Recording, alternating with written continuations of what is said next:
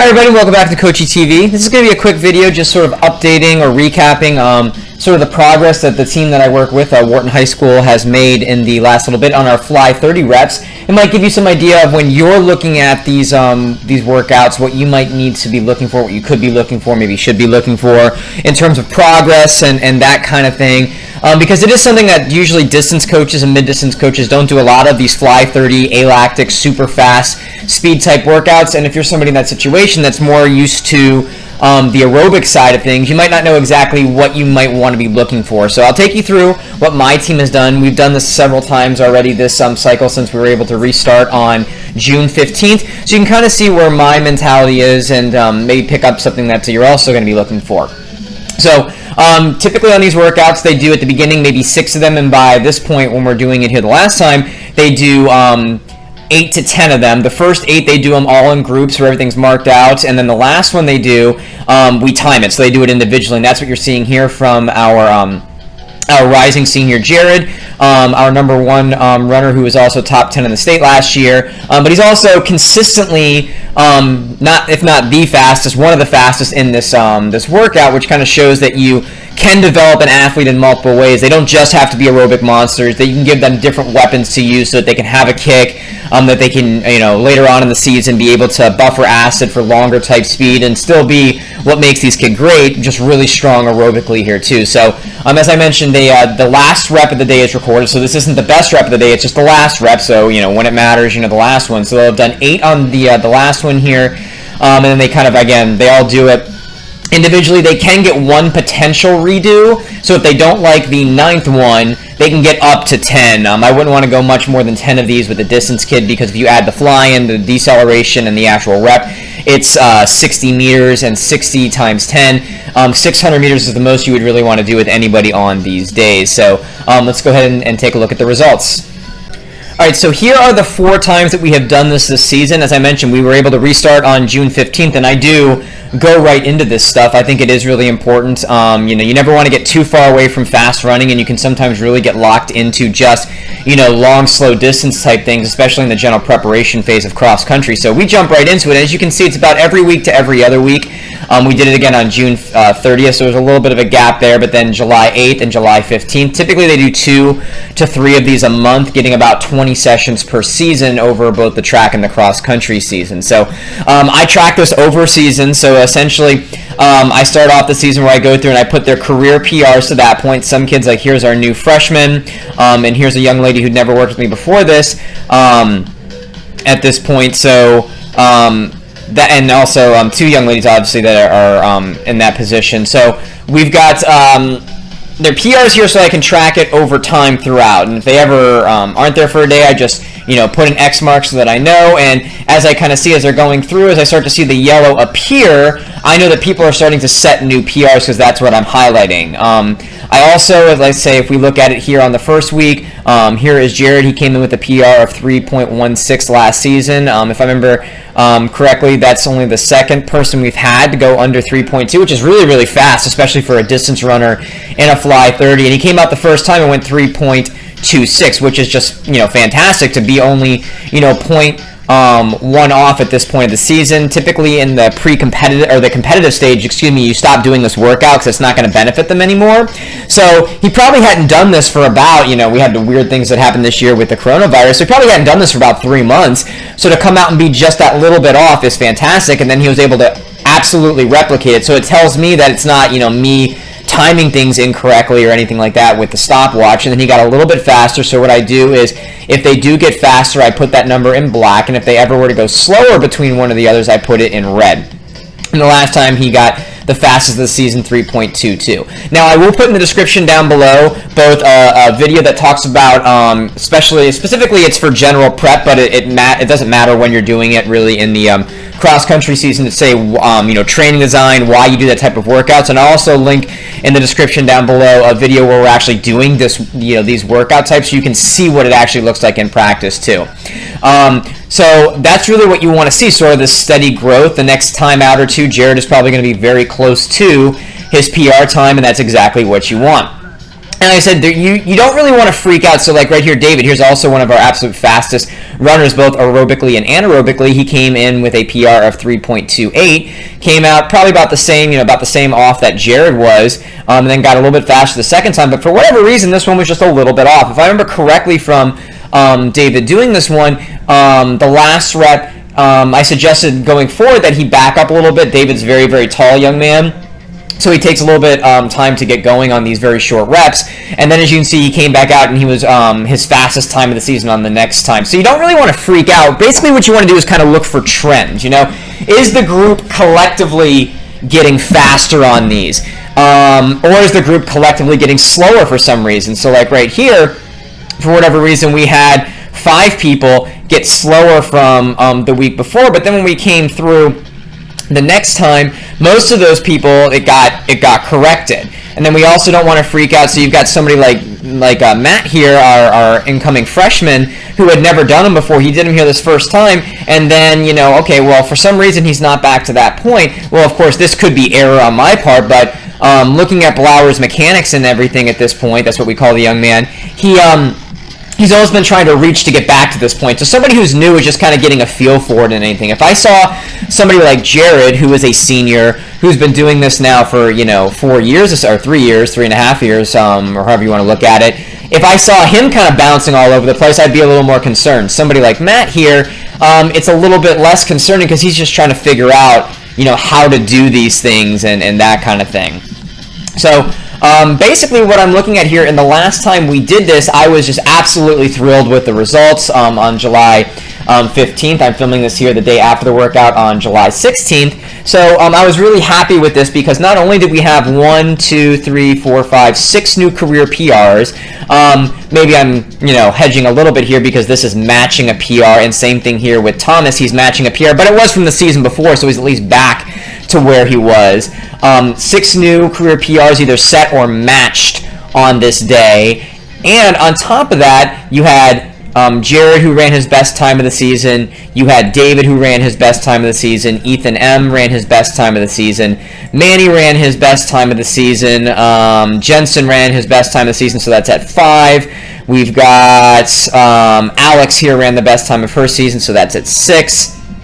And then we've got, 6. So we had 6 of these kids either set or match new PRs, and we had another 6 of them go through and run their best time of the season. So 12 of the kids ran the best times of the season, 6 of those being either setting or matching their PR lifetimes. And that's out of 1, 2, 3, 4, 5, 6, 7, 8, 9, 10, 11, 12, 13, 14, 15, 16, 17, 18, 19 kids. We had 2 of those kids that were not able to go there. So really it's out of 17 if you want to think of it that way.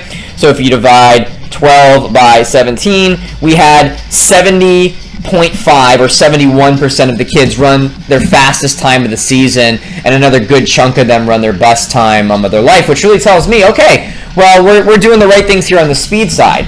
You also want to then kind of consider, okay, how are things going with this group aerobically? Because obviously the aerobic system is king in cross country. Well, this week before, which would have been the week of July 8th, was actually the highest volume week for our kids of the season. So that really tells me, okay, even though the week after, they had their highest volume week, they were still, 71% of them ran best times of the season, and a lot of them running best times of their life. So that tells me, okay, we're getting the volume in, okay? Because like, for example, again, this week of July 8th, trying to refresh my memory on this, on July 9th, so the day after this workout last week, we went out and we ran our longest long run of the season.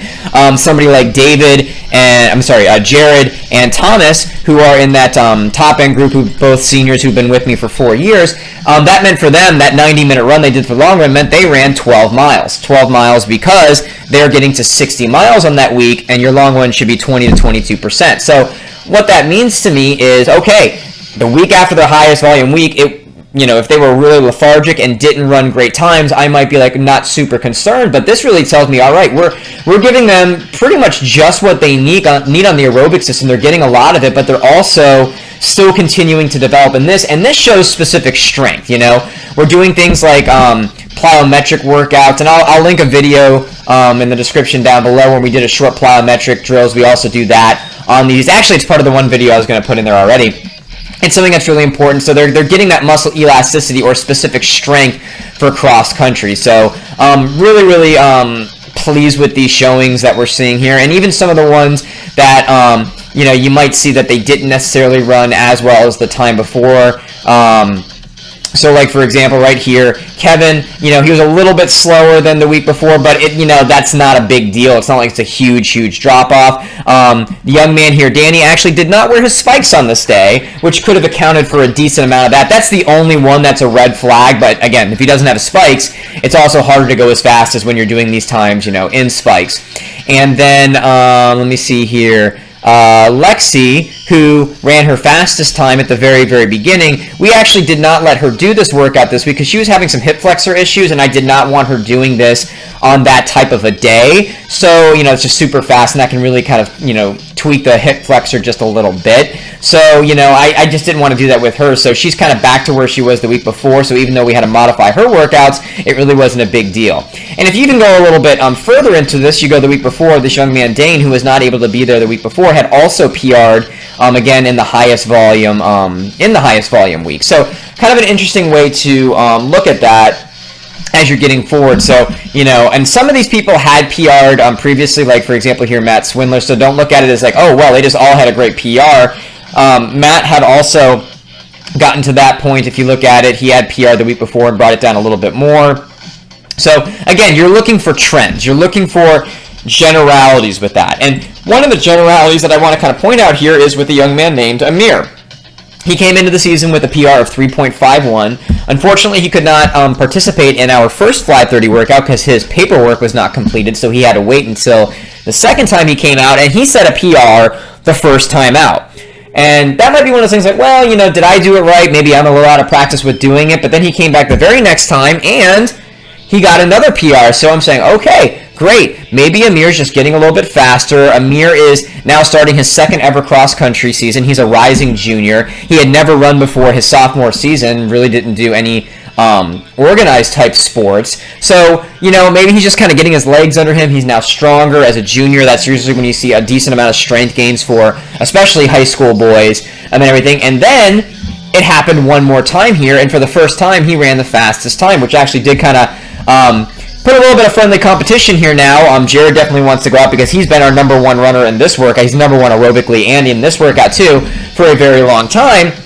So now it's going to push Jared to get to even that little bit more point. But what you can see is with this kid is, so if Amir had run 3.2 and all these other ones here, if this had been like 3.6, 3.58, and then he did this, well, then I would be like, okay, something's wrong, I didn't do something right, or there was a big gust of wind or something like that. But because it's been this sort of steady tick down, I can buy that. I can buy that this is the case, especially if he goes out again next time and he's in the 3.2s one more time. That tells me that, generally speaking, he's getting to that point. In the same way that Jared, basically, even when he's coming off a break, is always in the 3.2s. It's just sort of baseline for him. David is sort of always in that, 3.3s, getting into the high 3.2s, looking at this and also his PR, and he's getting very much back to where his PR is. This young man, Ethan M., same kind of thing. His best is 3.29, and now he's back into the low 3.3. So that's kind of what you're looking for. The interesting thing here with Thomas is much more of an aerobic kind of monster. He doesn't necessarily like this type of work. He does it because he knows it's important. Things like 400-meter testing and glycolytic type work he's not necessarily great with. So he did have a little bit more of a regression than you would have from these kids that maybe have a little bit more fast twitch muscles to them, but even he brought it back down pretty nicely after this first one by almost a quarter of a second. This is the same thing. I mean, again, this is so close it could have just been me, and now he's back to his PR. So again, these are the trends that you are looking for with your group. And so these are the ones that have been with me for a while. Matt S. here is a rising sophomore who only did track last year, so this is great. He really didn't lose much from when this happened. He came out and ran a PR the first time and ran a PR again. Ethan S. here is a young man who is going to be he's a rising sophomore also. He ran cross country and track, and the same thing you're seeing. He didn't really come off that much different from where he was, and now he's back down to a PR. So these are the things that you're really sort of looking for. One other person that I think is sort of an interesting case study here is most of these kids, like I said, Amir might have some middle distance potential. Jared definitely does also. He can go 52 in a 400, even in our abbreviated track season, like still in general prep or, beginning a specific prep. He ran an 800 in 2 flat. So he's got some potential there too. David definitely has some potential in that, and Ethan M has some potential in that. Possibly also Manny here. But the one kid in this group that I would say absolutely, hands down, is a middle distance runner is this kid here in Brooke. And Brooke, like I said, is new to the group this year. And, I was kind of worried because she'd never done the kind of volume that we're doing. Things like she did the 90-minute long run here on the week of July 8th. When she came out and did it for the first time, never did this workout before, 3.73. Again, this is the same thing. And then she brought it down a little bit more, but she's been consistently in that low 3.7s, even though she's running the highest volume of her life. And again, matching this, considering this was the highest volume week that she's ever done in her life. She had the longest long run and everything. It tells me that as a middle distance runner for this kid, I'm not hurting with the workout types what makes this kid special, right? A lot of times people are really hesitant about middle distance runners running cross country. Is it going to hurt their speed? If you do it correctly, I don't think it will hurt their speed. As you can see, this kid's top end speed has gotten a little bit better as we've gone through it, and it's at her best point the week after she had her highest volume week ever. So those are the kind of things you really want to look at too, these ones that really make them special. Dane actually is also one of those people too. He's just ran track for the first time, has never run cross country before. He's done some other sports like lacrosse and soccer and that kind of thing. Really shows a lot of potential here too, and the same sort of thing. He came out, he ran a PR, he ran a PR, he ran a PR, and this is all with him running more volume than he's ever done in his life. So another kid that I can kind of take a check mark to and say, okay, this kid is not being hurt, he's not being hindered by the increased volume, he can definitely handle it. So the ones that you also want to look at is the ones that are pure sort of aerobic kids. Like I already talked about Thomas being like that. Another one that I want to point out here is Alex. Her PR is right at 4 flats, and this is a workout that, she's a one that really is very conscientious about her performance. She really wants to do well. Sometimes you need to tell these kids definitely to try a little bit less, and she got right at her PR this last time. You can see, because like I said, this would be almost a kind of a disturbing thing of, okay, well, she's not that far off, and then, oh, wait a second, what happened here? We talked about it here, and I talked about with the whole group in this last, after the one on July 8th, it looked like everybody was pressing, it looked like everybody, and actually in the video down below, you'll hear me say, just relax, just run, let yourself be fast. You can't manufacture it, you can't force it. You've got to just let yourself be fast, be loose, let these things sort of happen. And Alex got it right back down to right at her PR. And again, maybe she did PR and I just timed it a little bit wrong. This is so close to 4.02. So those are some of the things that I look at when I'm dealing with this. Also, when you're looking at the video, you can see a lot of great things about their mechanics and things like that. But just sort of what my mentality is as a distance coach, looking at these things and trying to make heads or tails about something that maybe we're not the most naturally comfortable with. Speed type workouts, alactic workouts are speed, and what you can be looking for to see, are they still improving in this specific strength? How you kind of look at this with like your returning kids, your new kids, and how you can look at this especially for your pure distance kids and those more middle distance kids to make sure you're getting everybody what they need. So if you like this video, please think about liking or subscribing or sharing this around. If you have any questions, please ask them in the comments down below. I'll link those videos I mentioned also in the description down below. And until next time, this has been Coachy TV.